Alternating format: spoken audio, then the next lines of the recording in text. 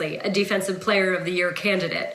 And as a coach who has had to use 8 different offensive line combinations in 9 games, he certainly was breathing a sigh of relief. As for Browns head coach Kevin Stefanski, he said it's on him and his coaching staff to figure out a way to ameliorate the loss of their best pass rusher.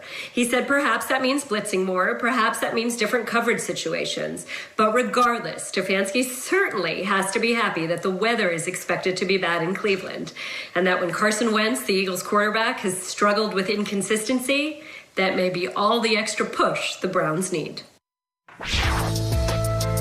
Aditi, I feel like the weather has just been terrible in Cleveland lately. It's not going to end anytime soon either. Something else worth noting here, the similarities between the Eagles and Browns offenses, both near the bottom of the league in total yards and completion percentage, but both near the top in rushing average. So we'll find out who has the advantage tomorrow. But I have some good news for you guys here. We have some bright ideas that we want to share with you, because after 10 full weeks of football, we have just one game so far in week 11 and hours of football on tape that we've been watching. We have figured out some things. We've had some visions come to us, maybe like a realization, an epiphany of sorts of what is going to happen in the coming weeks here. So, Mike Robb, why don't you start us off with your bright idea? Well, guys, I'm going to take this seriously, right? Because I have been watching a lot of tape. And early on in the season, I hated what the Minnesota Vikings were doing. Defensively, they were terrible. Offensively, they were leaning on Kirk Cousins, and Kirk Cousins was not doing much, okay? And then over the last few weeks, they've won the last 3. They've averaged 182 rush yards over the last 3 games, and Dalvin Cook has put his name into the MVP category. So I started thinking, I think I had a bright idea. I think the Minnesota Vikings make the playoffs this year. And because, look at their remaining schedule. Let me see their remaining schedule, Cody. Check this out, guys. You look at what's going on with the Minnesota Vikings. If they can continue to run the football like we've seen it, you know the Dallas Cowboys can't stop anybody. You have a Carolina Panthers team who's 3-7. They're struggling. Jacksonville Jaguars, we're talking about a Pittsburgh Steelers non-rushing team being able to run the ball against them. They may struggle against Tampa Bay. Okay, they may struggle against Tampa Bay, but they could possibly win out the rest of their schedule. And so the Minnesota Vikings can make the playoffs, possibly 11-5, 10-6, one of those types of deals. But I like what I'm saying for the Minnesota Vikings. That's my bright idea. You are not alone on that. Okay, I have one here, so bring it in. And let me just wait for my bulb to pop here, or, turn on. The bulb is going to light up above my head is what I'm trying to say. Here we go. So my bright idea is Stefon Diggs and the first-round rookie receiver that the Vikings got for him, Justin Jefferson. They both will set new league records here. So let's start off in Buffalo with Stefon Diggs, where he will become the first Bill to lead the league in receiving yards. It's never happened before. Right now, he leads the league in catches. He's second in receiving yards to DeAndre Hopkins, but he's just 6 yards behind him. And the Cardinals' schedule the rest of the way has a ton of really good passing defenses that they have to face. They got to go against the Rams twice.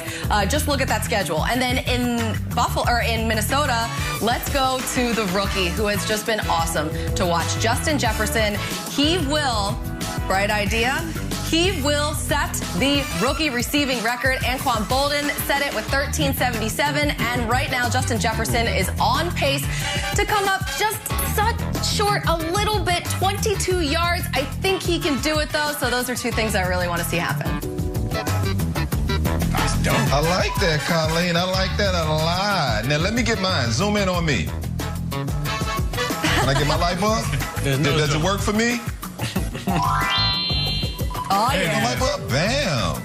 So, in a division where no one wants to win, in the NFC East, the team that started in last and almost is still in last, the New York Giants, guys. I got the Giants actually winning this division. They have a chance. And look, the Giants are on a bye this week. But I tell you what, Coach Judge has that football team competing. And Jeezy has said this in previous shows that the Giants weren't going to be an easy win. Look at my man Daniel Jones right here. Running, you run, you fall, what do? You get up and you run again, man. Jason Garrett is running on the legs of Daniel Jones' 2 wins. They got 2 wins in a row. They're on a bye this week. Next week they got the Cincinnati Bengals, another winnable game. I tell you what, man, I'm starting to buy into what they're doing. And remember, guys, they don't have their best player, Saquon Barkley. This Giants offense, this Giants team, they compete, they play hard football, you know. And like I said, in a division where nobody wants to win, why not the Giants, man? At least they playing hard. D-Hall, I'm glad you mentioned the Giants because they're one of the teams that led to my bright idea, because I'm watching what's happening around the league right now, and some of these, yes, young, promising head coaches and programs that are happening in the league right now. Buffalo, Sean McDermott. Miami, Brian Flores. I got the Giants with Joe Judge. I like what I see early on. I got the Titans with Mike Vrabel. I even got Raheem Morris, who we're going to talk about in the next hour.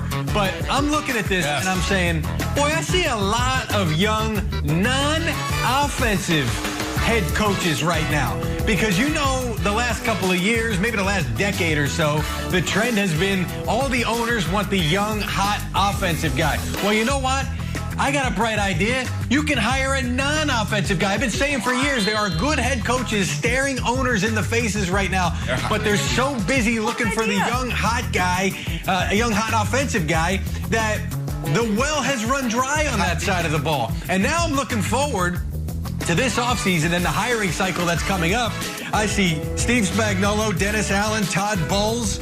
I've got Brandon Staley with the Rams that's going to start to get some looks. Robert Saleh with the 49ers. I've got non-offensive head coaching candidates. Owners, don't be shy to do it. I know you're afraid, well, if I do that, I'm going to keep losing my offensive. No, hire the best coach. Hire leaders of men. Look around the league right now, because despite the fact that they are outnumbered, non-offensive head coaches doing a phenomenal job right now. Jeezy, it's all about the young, hot guys. I mean, that is, it seems like that's the way that the league is going. Hot guys. I thought maybe Young, you might not have said it. heard that or let it go. You said it. I'm out. You said it 5 times, bro. You said it. And we will continue to say it and remind you that you said it as well. Speaking